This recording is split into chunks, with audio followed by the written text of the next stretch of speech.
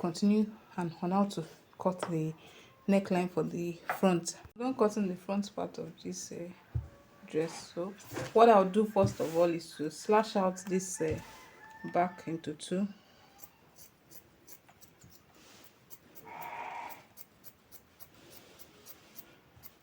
Please remember to subscribe to my channel if you have not. Please do subscribe to my channel so that I can get notified when I have another video post. Okay, right now I'm just doing a couple of the corporate outfits. Okay, so right now the next thing to do is to mark out my dart, just like I did for the skirt part of this dress. So I'll be marking 4 inches like I did for the other one. Remember that this half an inch is it's a zipper allowance for the back, so I'll just notch it just like that, so that when I'm aligning it will be easy for me to align together. Now the next thing I'm going to be doing for this back is to come up by 1 inch.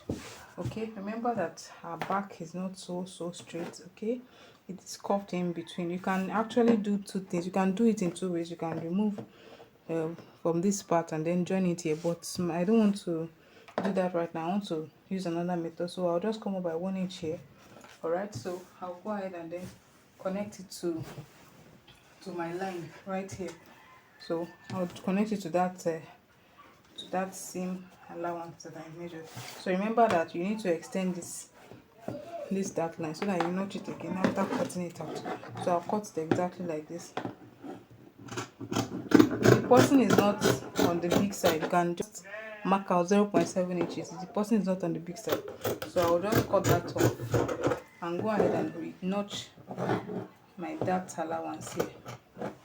Okay, so the next thing is to show us the front part. Remember that the front part depth of the neckline is going to be a little deeper than the back rather.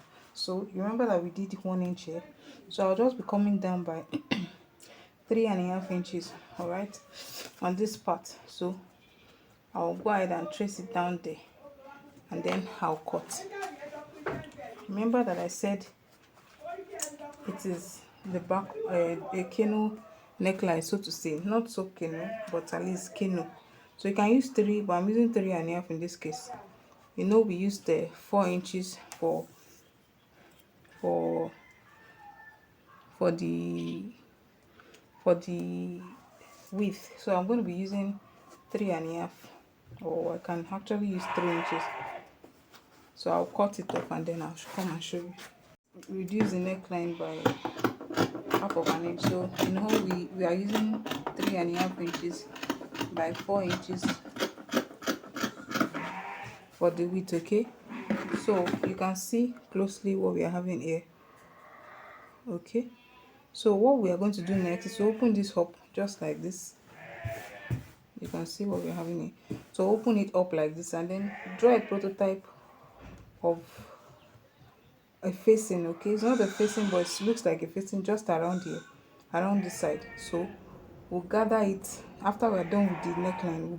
I'll show us how to gather it, but we'll first do a prototype of a facing that has this straight length.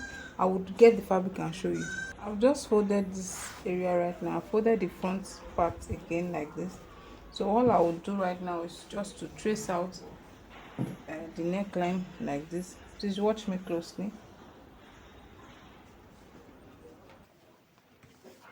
And then I'll trace the whole armhole area. Okay, so I can decide to let's do it this way. Let me cut it right there.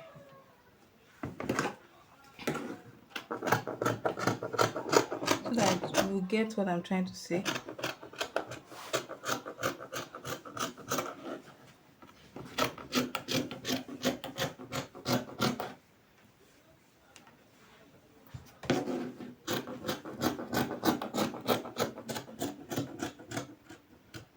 So take note that this design, this bow-like design is stopping around the armhole area, almost on the armhole region. Okay, please take note, almost on.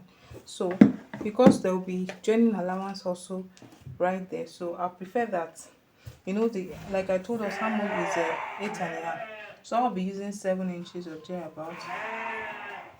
So I'll cut this out first.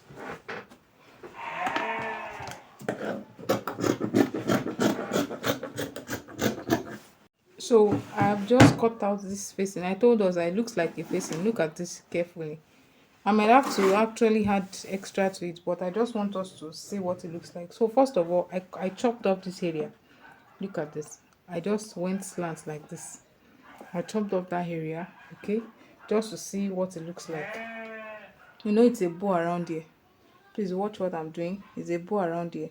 So eventually I discovered that the bow is um is a little lower than, is a little not as much as where the armhole area is. So I chopped up this area too like this.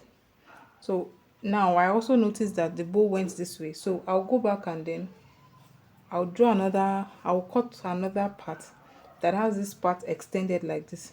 Do you understand? You know, it's going to be this way. So I'll have this place extended, okay? And then I had some extra inches to sew this to it. Hope you understand what I mean. So we have successfully achieved this this bow part. You can see we have achieved it right here.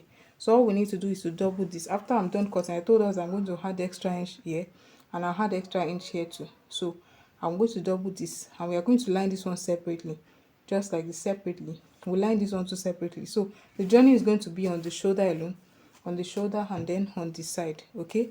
So I'm going to do just that.